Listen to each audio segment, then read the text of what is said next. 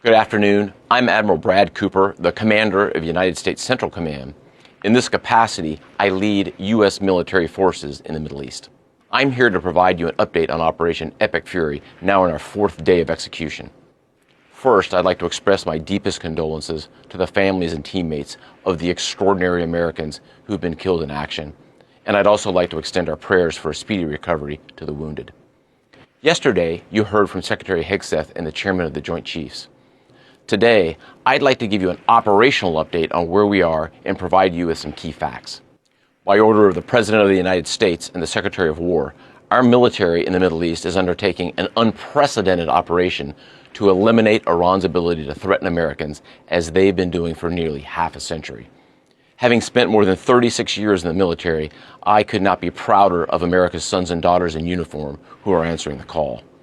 More than 50,000 troops, 200 fighters, 2 aircraft carriers, and bombers from the United States are participating in this operation, and more capability is on the way. These forces bring a massive amount of firepower, representing the largest buildup by the U.S. in the Middle East in a generation. In the opening hours of Operation Epic Fury, U.S. Central Command forces, together with Israel, delivered overwhelming and unprecedented strikes into Iran. Many of you may remember the shock and awe strikes of 2003. The first 24 hours of this operation were nearly double the scale, and we continue with 24/7 strikes into Iran from seabed to space and cyberspace. Now, we're less than 100 hours into this operation, and we've already struck nearly 2,000 targets with more than 2,000 munitions. We have severely degraded Iran's air defenses and destroyed hundreds of Iran's ballistic missiles, launchers, and drones.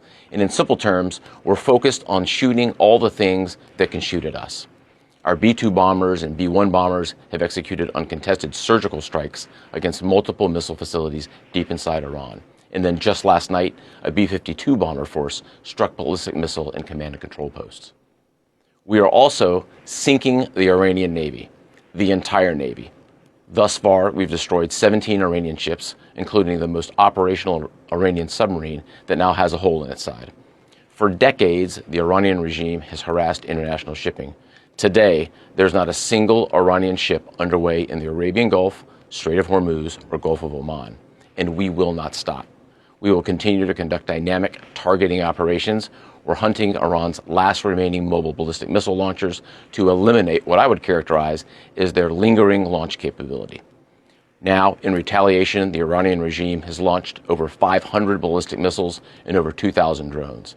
To be clear, Iran is indiscriminately targeting civilians as they launch these missiles and drones. You've seen it on TV. The evidence is crystal clear and overwhelming. Having said this, we are seeing Iran's ability to hit us and our partners is declining, while our combat power, on the other hand, is building. And my overall operational assessment is that we are ahead of our game plan. Along the way, every single branch of our military is achieving unprecedented success. I'll talk about just a few of them. Our naval forces have deployed multiple waves of cruise missiles, obliterating Iranian command and control and air defense capabilities. From 2 aircraft carrier strike groups, we're squeezing Iran from the sea and have them backed into their own ports. U.S. air forces are doing what they do best, executing a high volume of airstrikes right into Iran. Operationally, the 2 most powerful air forces in the world, the U.S. and Israel, are dominating the skies of the world's largest state sponsor of terror. Our U.S. Army soldiers are defending ourselves and our partners, and in a historic first, the U.S. Army fired long-range precision strike missiles called PrSMs in combat, providing an unrivaled deep strike capability. Also, for the first time, U.S. Central Command's drone task force, called Task Force Scorpion Strike, launched countless one-way attack drones, achieving massive effects. I'd like to point out these drones were originally an Iranian design. We took them back to America, made them better, and fired them right back at Iran. I just could not be prouder of our men and women in uniform, leveraging innovation to create dilemmas for the enemy. There is no adversary too determined, no mission too difficult for the great soldiers, sailors, airmen, Marines, Guardians, and Coast Guardsmen that make up the most powerful military the world has ever seen.